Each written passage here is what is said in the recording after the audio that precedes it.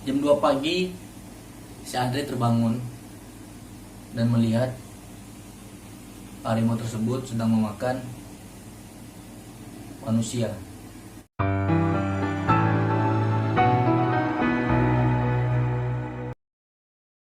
Balik lagi bersama Syaulo.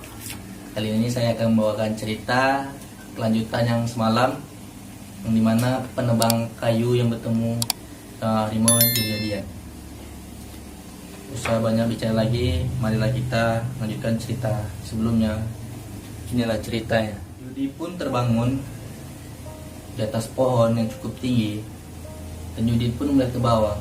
Betapa terkejutnya Yudi setelah dia melihat ke bawah, dan dia melihat sesosok wanita dengan berbadan harimau. Yudi pun terdiam. Yudi pun tidak bisa bergerak sama sekali. Yudi berusaha membangunkan teman-temannya, yang itu ada si Andre, si Firman, dan si Udin. Sekitar 30 menit mereka pun tidak terbangun, dan Yudi pun terpaku, terdiam, terbisu, merana akan melihat sesosok wanita berbadan harimau tersebut. Beberapa hari mereka lalui, dan Udin, Firman, Andre pun akhirnya terbangun setelah 2 hari.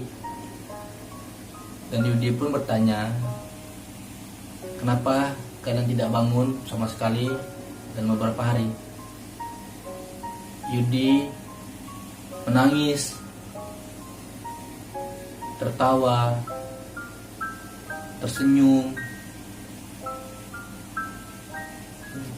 Itu dirasakan sama Yudi itu sama sekali seperti orang gila. Tidak makan, tidak minum, halusinasi. Pagi, malam dia lalui sendiri, dan teman-temannya pun tertidur. Seperti kayak Yudi ini di dimensi lain lah. Setelah itu Udin pun bertanya, kamu kenapa Yud? Kok tertawa, menangis, tersenyum tiba-tiba?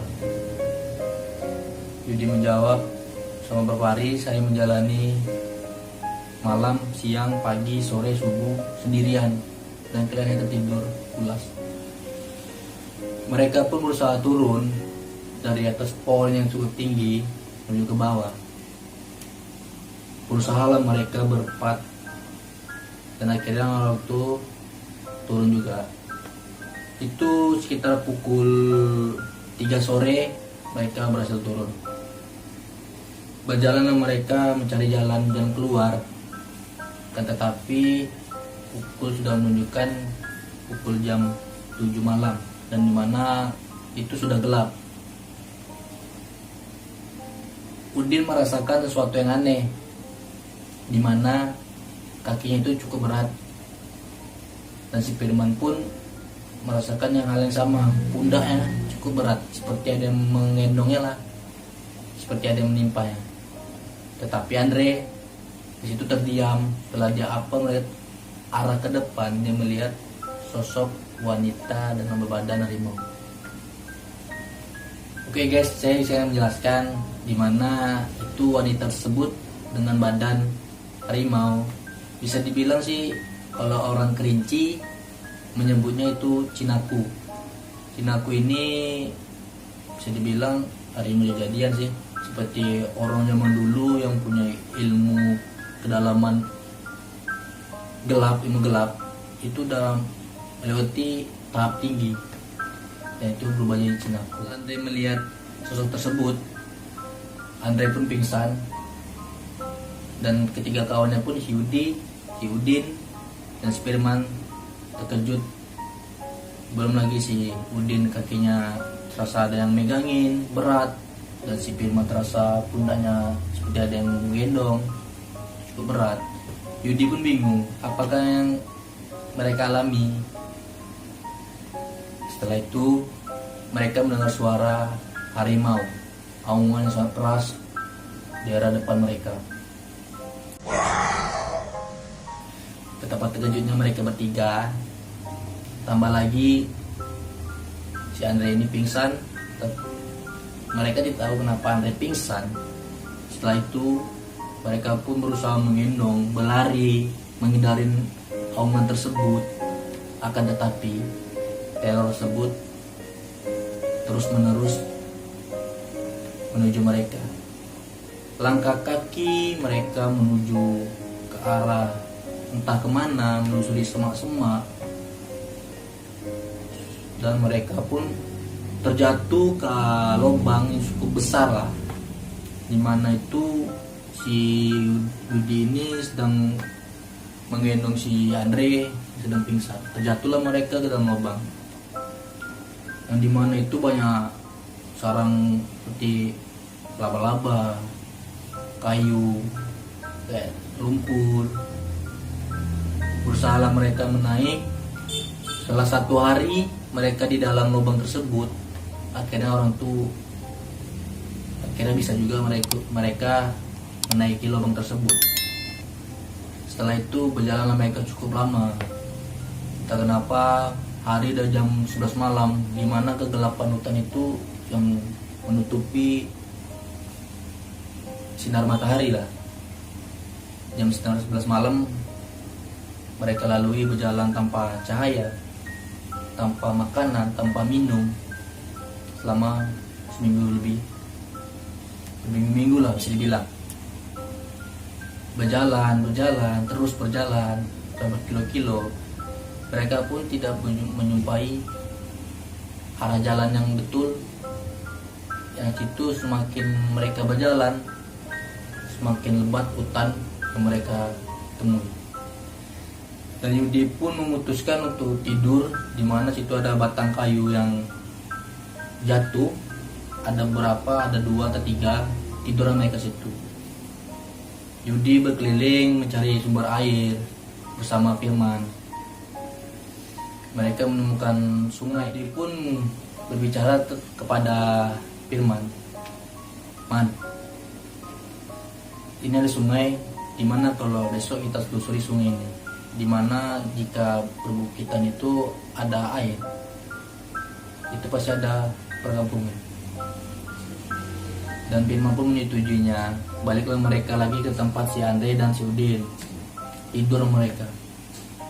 Terbangunlah si Andre jam 7 pagi, dimana itu udah ada cahaya-cahaya matahari sedikit.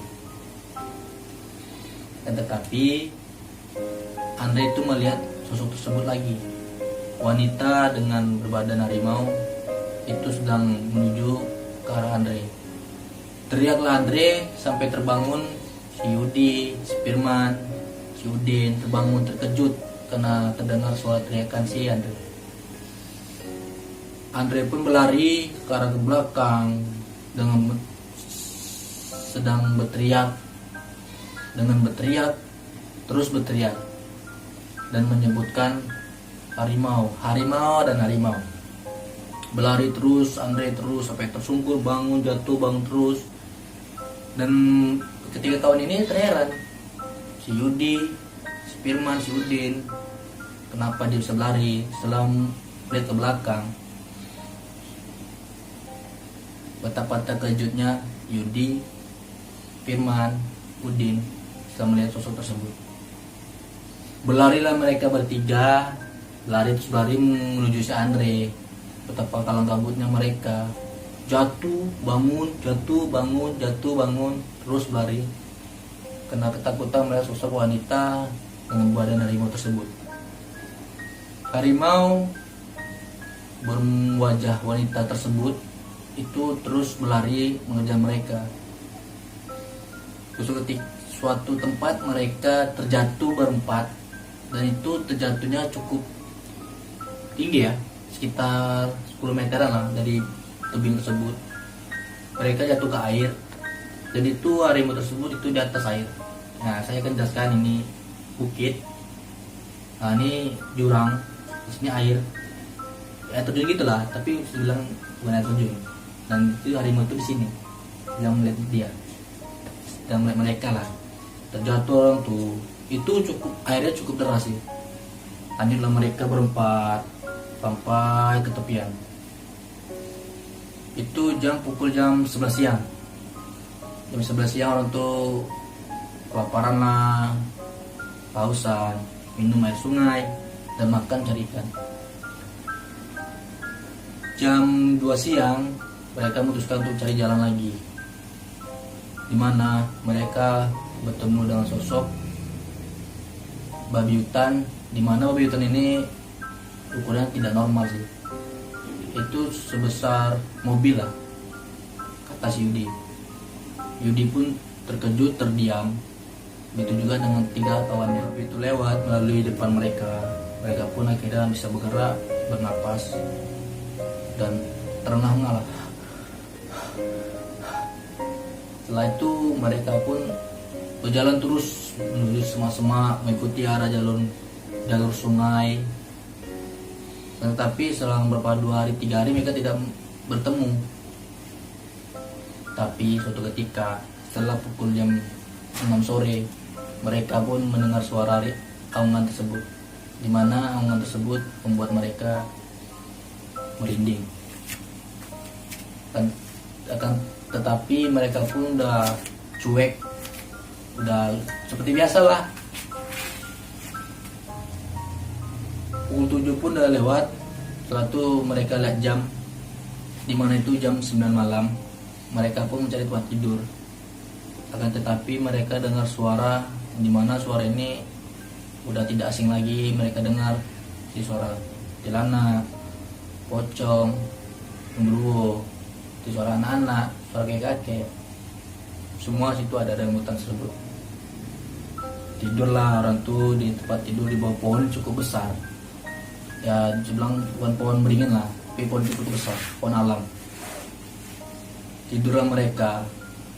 Jam 2 pagi si Andre terbangun dan melihat harimau tersebut sedang memakan